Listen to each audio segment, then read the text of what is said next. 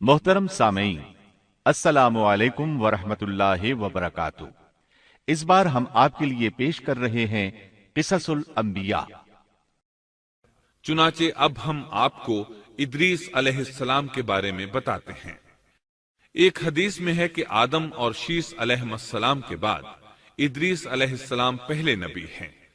एक दूसरी हदीस में है कि इदरीस अलैहिस्सलाम पहले नबी हैं जिन्होंने कलम के जरिए लिखा और लोगों को किताबत सिखाई।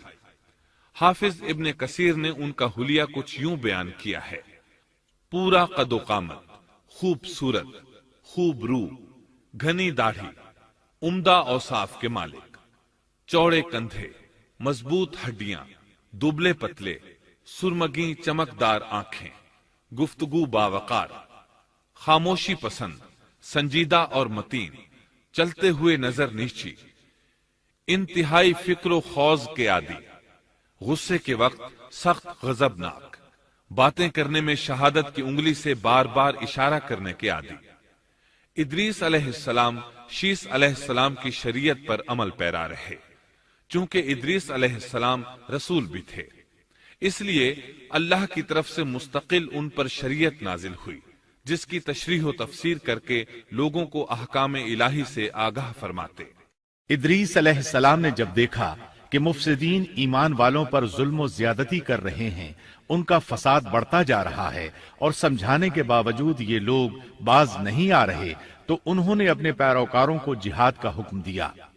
इदरीस अलैहिस्सलाम पहले शख्स हैं जिन्होंने अल्लाह के रास्ते में जिहाद किया, गनीमतें हासिल की और दुश्मनों को कैदी बनाया। लेकिन गनीमतें और कैदी उनके लिए हलाल नहीं थे। रसूलुल्लाह सल्लल्लाहु अलैहि वसल्लम पहले रसूल हैं जिनके लिए गनीमतें हलाल की गईं।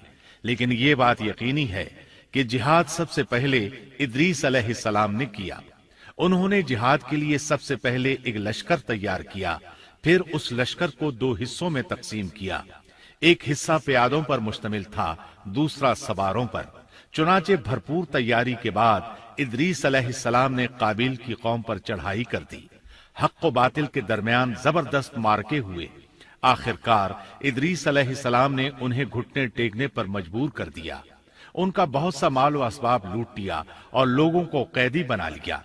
अल्लाह ताला ने इन तमाम बातों का जिक्र नहीं फरमाया, बल्कि अल्लाह ने उनकी सीरत के बारे में अपनी किताब कुरान मजीद में इशारतन जिक्र फरमाया है।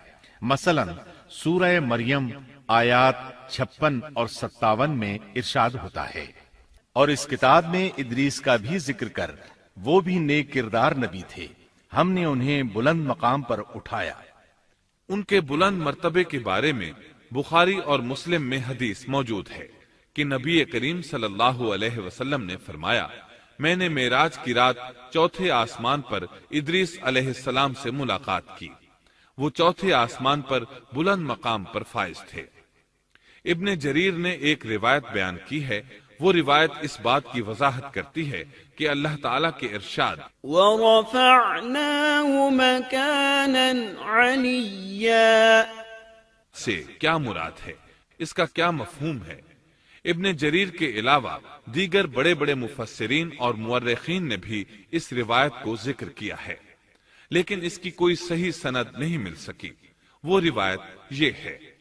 इब्ने अबी हातिम वगैरह ने इस रिवायत को हिलाल बिन यसार से बयान किया है। वो कहते हैं, मेरी मौजूदगी में इब्ने अब्बास रज़ी अल्लाहु अन्हुमा ने काब रहमतुल्लाह अलैहि से पूछा, काब, इदरीस अलैहिस्सलाम के मुताल्लिक अल्लाह ताला के इस कौल वरफ़अनाहु मकानन अलिय्या, हमने उन्हें बुलंद मकाम पर उठा लिया, का क्या मतलब है? तो काब रहमतुल्लाह अलैहि ने जवाब दिया, अल्लाह ताला ने इदरीस अलैहिस्सलाम पर एक मर्तबा ये वही नाजिल फरमाई, ऐ इदरीस, तमाम अहले दुनिया जिस कदर रोजाना नेक अमल करेंगे, उन सब के बराबर में तुझे हर दिन अज्र दूंगा। इदरीस अलैहिस्सलाम ने यह सुना तो उन्हें ख्वाहिश महसूस हुई कि मेरे आमाल में रोज अफसू इजाफा हो, इसलिए उम्र का हिस्सा तवील हो जाए तो अच्छा है। उन्होंने वही इलाही और अपने इस ख्याल को एक रफीक फरिश्ते पर जाहिर करके कहा, इस मामले में मौत के फरिश्ते से गुफ्तगू करो ताकि मैं नेक आमाल का ज्यादा से ज्यादा वक्त हासिल कर सकूं। اس فرشتے نے جب یہ سنا تو ادریس علیہ السلام کو اپنے بازوؤں پر بٹھا کر لے اڑا۔ جب یہ چوتھے آسمان سے گزر رہے تھے تو موت کا فرشتہ زمین پر آنے کے لیے اتر رہا تھا، وہیں دونوں کی ملاقات ہو گئی۔ دوست فرشتے نے موت کے فرشتے سے ادریس علیہ السلام کے بارے میں گفتگو کی۔ موت کے فرشتے نے دریافت کیا، ادریس علیہ السلام کہاں ہیں؟ اس نے کہا، میری پشت پر۔ موت کا فرشتہ کہنے لگا، مجھے اللہ کی طرف سے یہ حکم ملا ہے کہ چوتھے آسمان پر ادریس علیہ السلام کی روح قبض کروں، اس لیے میں سخت حیرت میں تھا کہ یہ کیسے ممکن ہے۔ ادریس علیہ السلام تو زمین پر ہیں۔ چنانچہ موت کا فرشتہ ادریس علیہ السلام کے پاس آیا، ان سے اجازت طلب کی اور ان کی روح قبض کر لی۔ انبیاء کو یہ امتیاز حاصل ہے کہ فرشتہ ان کی اجازت کے بغیر ان کی روح قبض نہیں کر سکتا، اور رسول اللہ صلی اللہ علیہ وسلم کو تو یہ اختیار دیا گیا کہ آپ دنیا میں مزید رہنا پسند کریں تو رہ سکتے ہیں، یا پھر رفیق اعلیٰ کی رفاقت کو پسند کر لیں۔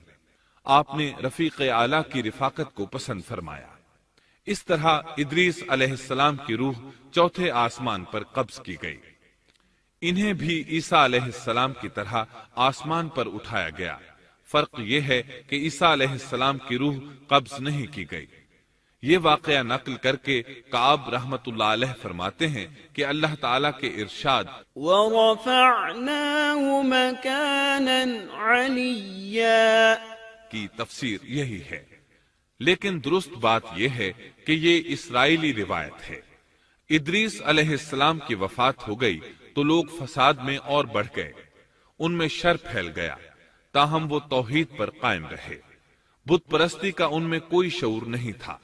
لوگ آدم علیہ السلام کی وفات کے 1000 سال بعد تک توحید پر قائم رہے۔ ان میں فسق و فجور ضرور تھا لیکن شرک نہیں تھا۔ اللہ تعالیٰ کے اس ارشاد كان الناس أمة واحدة دراصل لوگ ایک ہی امت تھے کا یہی مطلب ہے۔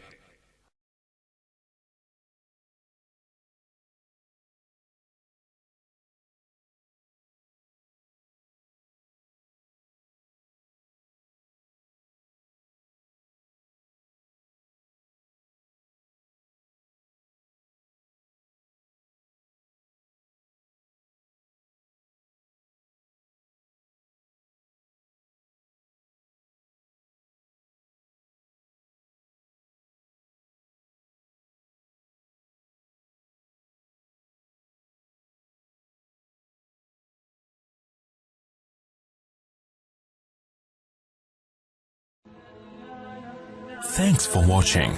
Don't forget to like, comment, share and subscribe to